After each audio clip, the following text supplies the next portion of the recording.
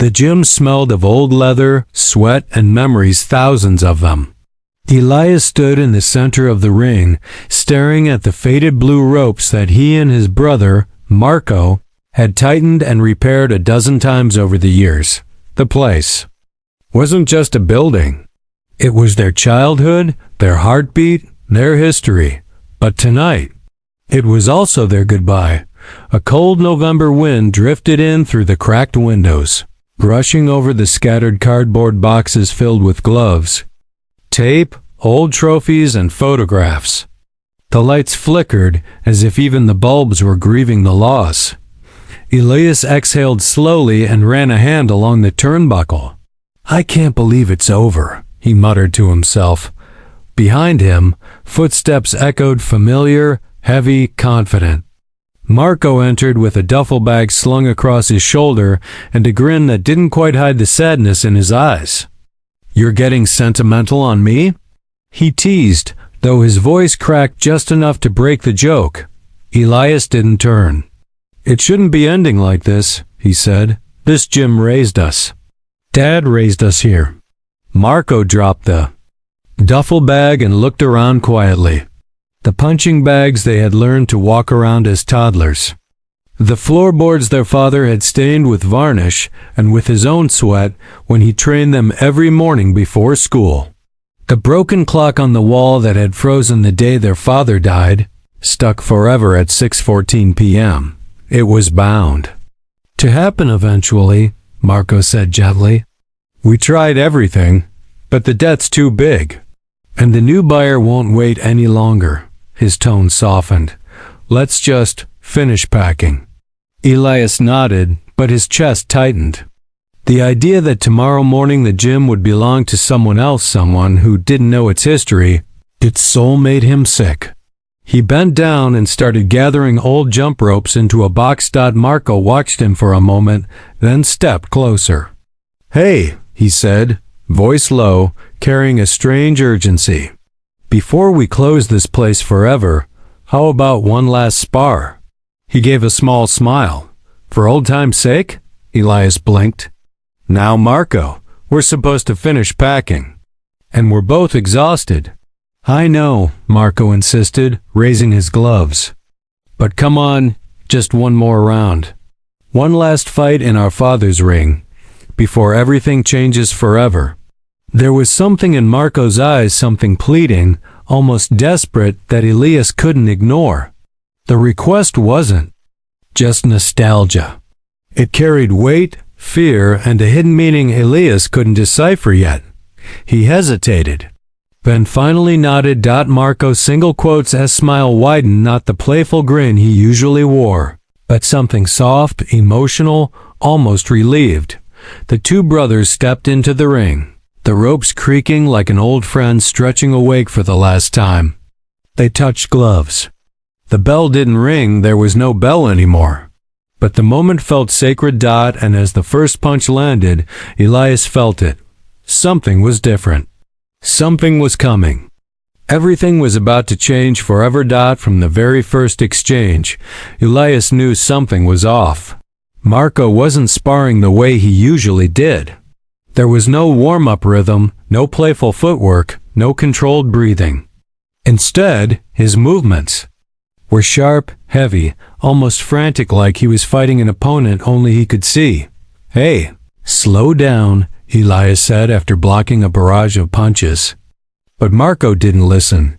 He pressed forward, throwing another combination that forced Elias back into the ropes. Elias caught his brother's wrist mid-swing. "Marco, what's going on with you?" Marco froze for just a second, then shook. His arm free. "Focus, Elias. Come on." He stepped back, gloves up again, breathing unevenly, not from exhaustion, but from something deeper. Fear? Panic? Confused and frustrated, Elias raised his guard and continued the spar. But his eyes never stopped scanning Marco's face, searching for answers in his clenched jaw, in the slight tremble in his shoulders, in the flicker of emotion behind his eyes. Round after round passed, if they could be called rounds anymore, without a clock or bell. Sweat dripped onto the canvas, mixing with old stains from years of training. The gym seemed to watch them silently, as if it too sensed the storm building between the two brothers. Finally, Elias stepped back and lowered his gloves. "Enough," he said firmly. "Talk to me. What's wrong?" Marco stood still, chest rising and falling. He looked away toward the old framed picture of their father coaching them. His voice cracked when he finally spoke. "I did something, Eli." Elias didn't move. "What do you mean?" Marco sat down on the edge of the ring, gloves still on, staring at the floor. "The corporation buying the gym, they approached me weeks ago." He swallowed hard. "They offered me a job, a good one. Trainer, manager, full salary, benefits, everything we never had here." Elias felt his stomach twist. And they said they'd give us extra money for the sale if I convinced you to sign the papers. Marco looked up, guilt burning in his eyes. "I agreed to it." The words hit harder than any punch Elias had ever taken. "You what?" Elias stepped closer, voice shaking. "You tried to force me to sell our father's gym? Our home? Behind my back?" Marco looked crushed. "I thought it was the right thing.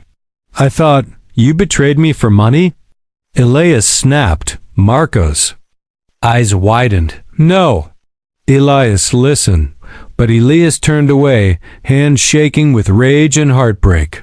He gripped the ropes to steady himself. "You were supposed to be on my side. We built this place together. We fought for it together. How could you?" Marco stood slowly, removing one glove with his teeth. His hands were trembling, "Because there's more, a lot more. And I wasn't ready to tell you until tonight." Elias faced him again, anger still burning. "Then tell me the truth." Marco hesitated, took a shaky breath, and whispered, "This isn't about money. It never was. The gym, the sale. The deal I only accepted because of something else. Something I didn't know how to say." His voice broke. "Elias, I'm sick." Elias's heart stopped, and the real fight, the one neither brother was prepared for, was only just beginning. The word sick echoed through the gym, like a punch that took the air out of Elias's chest. He froze, every muscle tensed, his anger dissolving into a rush of confusion and fear. "What do you mean you're sick?" Elias asked, voice barely more than a whisper. Marco sat on the edge of the ring again, finally removing his gloves as if they weighed too much to hold. He rubbed his face with shaking hands, avoiding his brother's eyes. "I didn't want to tell you like this," he said. "I tried to keep it together. I thought I could fix everything before you found out." Elias stepped down from the ring and knelt in front of him. "Marco, tell me." After a long moment, Marco lifted his gaze. His eyes were red, emotional, vulnerable in a way Elias had never seen, not even during their father's funeral. "I have a heart condition," Marco finally said. "A serious one. The doctor said that if I keep fighting, training hard, taking hits, I could collapse, maybe worse." Elias felt the world tilt under his feet. "How long have you known?" Marco looked away. 6 months? 6 months? Elias stood, pacing across the gym floor. His thoughts raced, anger, worry, guilt all mixing together. 6 months, Marco? And you didn't tell me? You kept fighting. You kept training. You kept sparring like nothing was wrong. Marco flinched at the frustration in his voice but didn't argue. "I know," he said softly. "I was scared and ashamed. I didn't want to be the weak one. Not after everything Dad taught us." Elias shook his head. "Weak? Marco, this isn't weakness. This is your life." Marco sighed heavily. "That's why I took the deal, Eli, because I won't be able to fight for much longer. I figured if I got a stable job with them, I could help pay off the debts. I wanted to make it easier for you. I thought, maybe you could finally stop." carrying everything on your shoulders. Elias stopped pacing and stared at him. So you tried to protect me by betraying me? Marco lowered his head. Yeah, he whispered. I know it sounds stupid. I know I messed up. But I thought if the gym was gone, you wouldn't feel trapped anymore.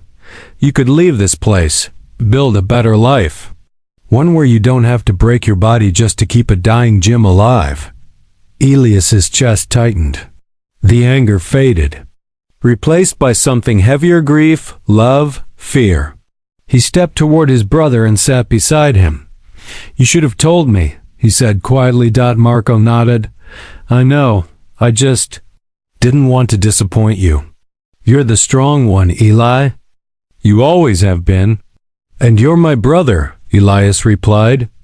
I don't care how strong or weak you think you are. I care that you stay alive. Marco swallowed hard, emotion choking him. That's why I asked for one last round tonight.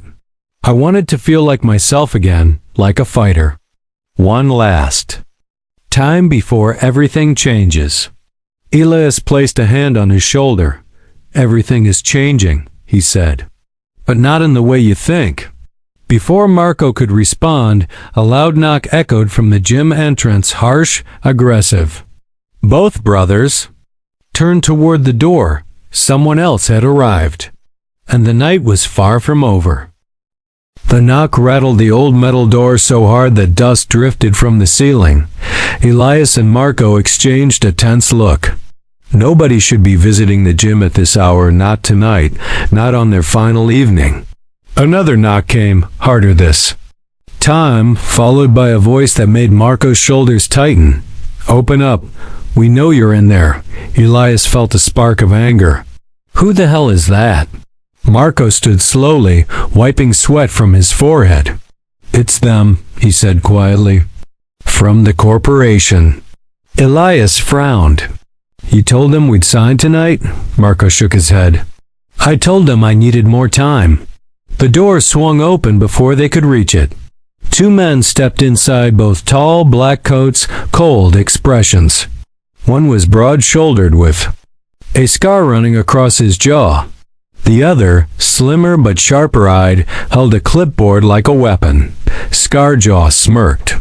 Evening, boys. Looks like we're just in time for your farewell party.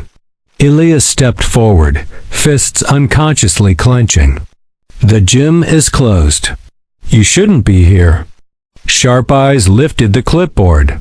We came for the signatures. The sale agreement was supposed to be completed today. Your brother, he pointed at Marco, promised cooperation. Marco stiffened. I said I'd try. I never guaranteed. Scarjaw interrupted. Not interested in excuses. The company wants this property. Tonight, Elias felt heat rise in his chest. You don't own it yet. We haven't agreed to anything. The two men stepped further inside, their presence swallowing the space. Like a shadow, Sharp Eyes sighed dramatically. Look, let's not make this difficult. We're on a schedule. The demolition team is lined up for next week. Investors are ready. Sign the papers, take the payout, and walk away. Elias's jaw tightened. This gym isn't for sale. Marco grabbed his arm gently, fear in his eyes, but also guilt. Elias realized Marco hadn't told him everything. Not even close. Scarjaw tapped the ring's corner post with a gloved knuckle.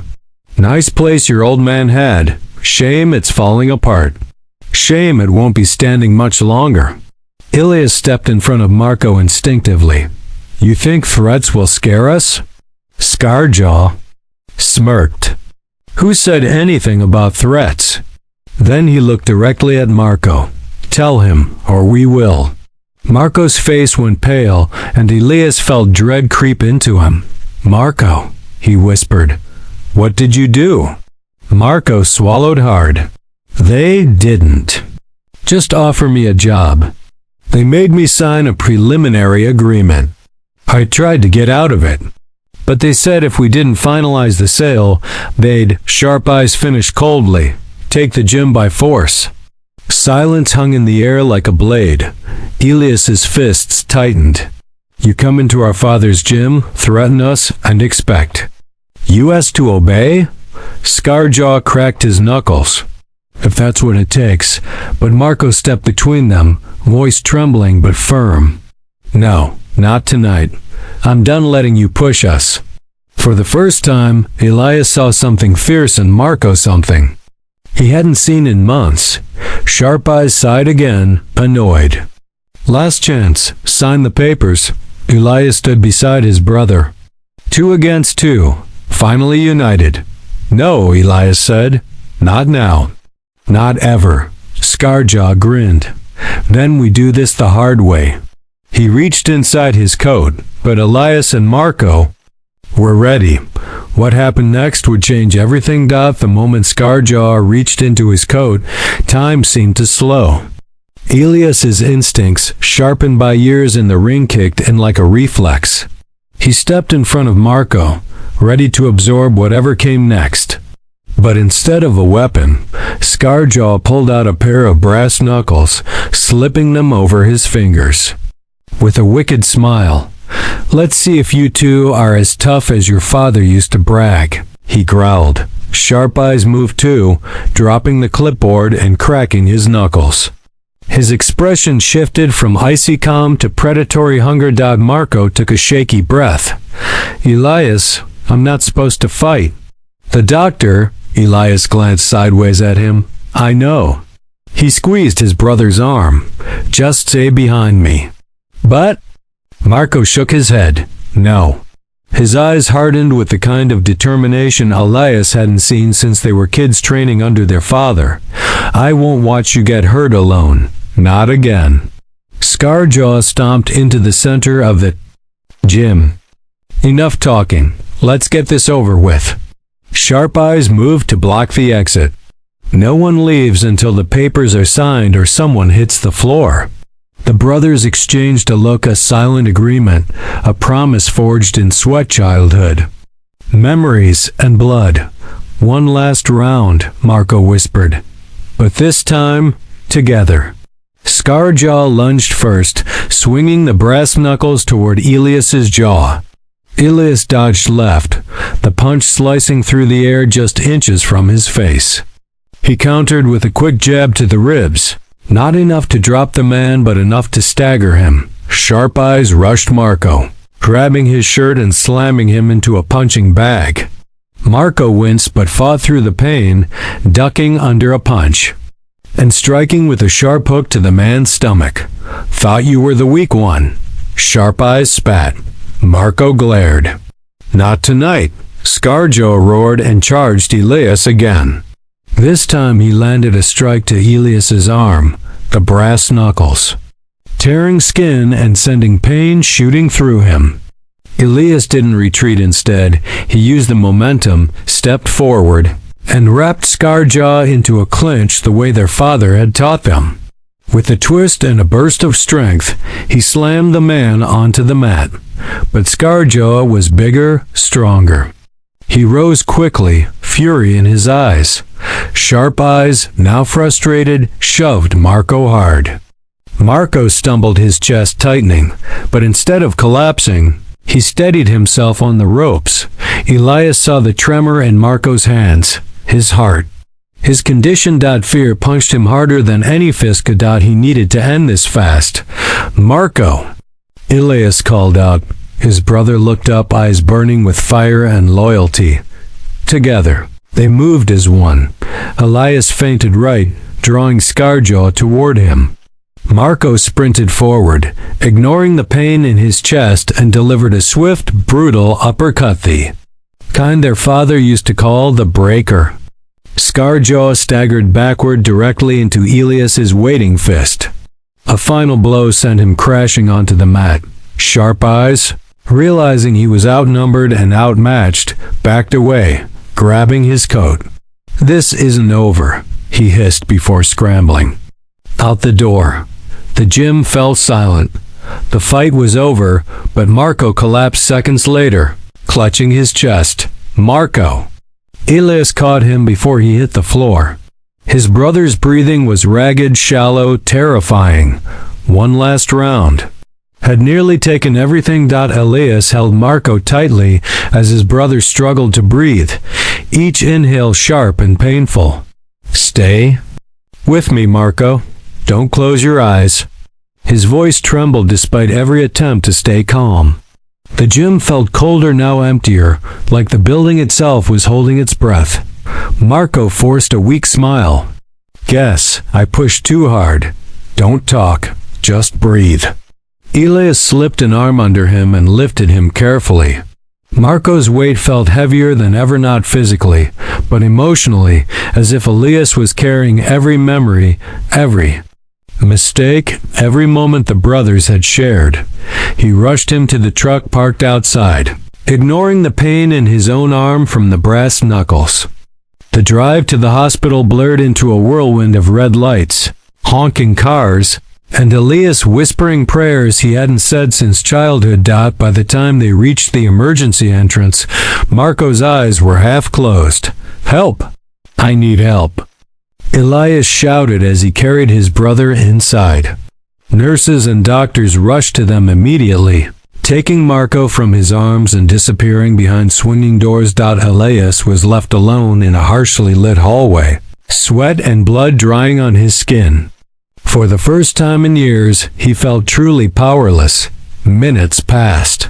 Then hours. The adrenaline faded, replaced by fear so deep it felt like a physical weight pressing on his chest. He replayed everything: their fight, the confession, the threats, the years of silence, the years of loyalty, and the words Marco said before collapsing. One last round. Finally, a doctor approached. Elias jumped to his feet. "Is he okay? Is my brother okay?" The doctor nodded slowly. "He's stable, but he's lucky to be alive. His heart is severely strained. He can't fight again, not ever. Any intense physical stress could be dangerous." Elias exhaled, a mixture of relief and heartbreak. "Can I see him?" The doctor nodded and led him into the dim room where Marco lay hooked up to monitors, breathing steadily now. His eyes opened when Elias approached. "You look terrible," Marco whispered with a faint smile. Elias sat beside him, laughing softly through the tears he didn't try to hide. "You almost died, idiot," Marco shrugged weakly. "But I didn't." They sat in silence for a moment, the kind of silence only brothers can share. Finally, Marco spoke again. "Elias, I'm sorry. For lying, for everything." Elias shook his head. "We both made mistakes, but none of that matters. What matters is that you're here." Marco's eyes softened. "What about the gym?" Elias exhaled slowly. "I'm not selling it." Marco looked surprised. "Elias, the debt. I'll figure it out. We'll figure it out." He leaned forward. "But that place is our father's legacy. And now it'll be ours too." Marco blinked back. Tears. "But I can't fight anymore. I can't even train the kids." "You don't have to," Elias said. "We'll rebuild the gym as a community center, for kids who need direction, for people who need hope. For us." Marco smiled soft. "Grateful. Together?" Elias clasped his hand. "Always." Weeks later, with help from neighbors, old students, and supporters who refused to let the gym die, they repainted the walls, repaired the ring, and opened the doors once more. Not for fighters, but for a new generation. Everything had changed forever. But the brothers had found something stronger than any punch, a future worth fighting for.